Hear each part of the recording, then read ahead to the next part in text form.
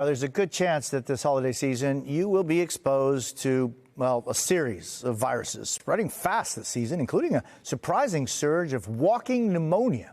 Many of those cases spotted among children and teenagers. Joining us now is MSNBC medical contributor Dr. Vin Gupta. Doctor, it's always a treat to see you. I thank you for your time. What exactly is this walking pneumonia?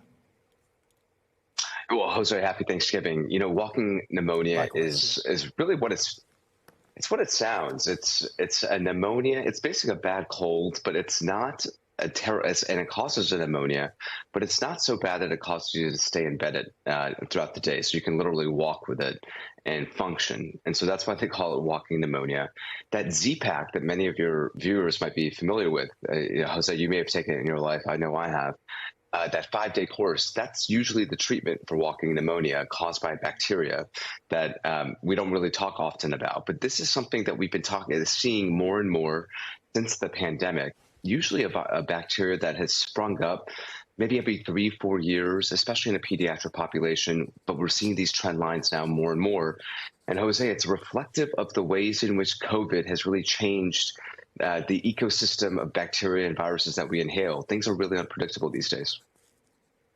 So COVID is a virus. This thing is a bacteria. How do we know that we have, walking pneumonia and not a really bad cold? Or even, there's some kids that are able to, walk around with some sniffles or cough, et cetera, and they don't even know they have it. What is the difference? How do we know the difference? And what are the treatment differences? Yeah, absolutely. Well, these are such the critical questions here. Here's the issue. There's over 200 human respiratory viruses that exist in the air around us to varying degrees. There's many more bacteria as well. And so the answer is it's just very hard to tell based on your symptom profile because the symptoms mimic each other across viruses and bacteria that you inhale. Here's what to do. If you're a parent at home and you've been hearing about this, you've been seeing children that go to, say, school with your kiddo getting sick, what you really want to do is present to your pediatrician if your child is not getting better after a few days, has a high fever, say over 102, difficulty breathing. Those are the things that should definitely prompt medical attention. Short of that, if you're worried, well, is this cold or the sniffles, walking pneumonia? Really, it's about severity of symptoms and whether they'll clear it.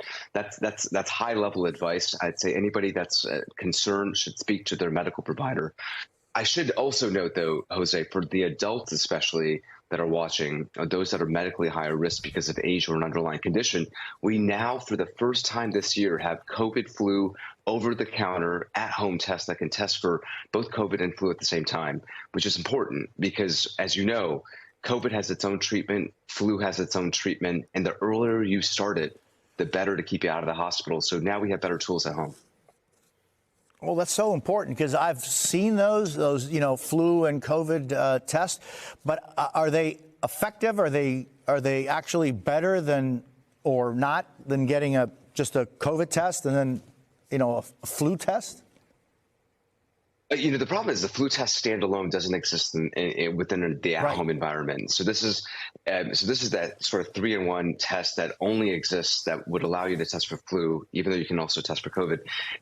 The sensitivity of these tests, the accuracy of these tests is very high. So no different than just the COVID alone test. So I'd recommend everybody stock up if you can.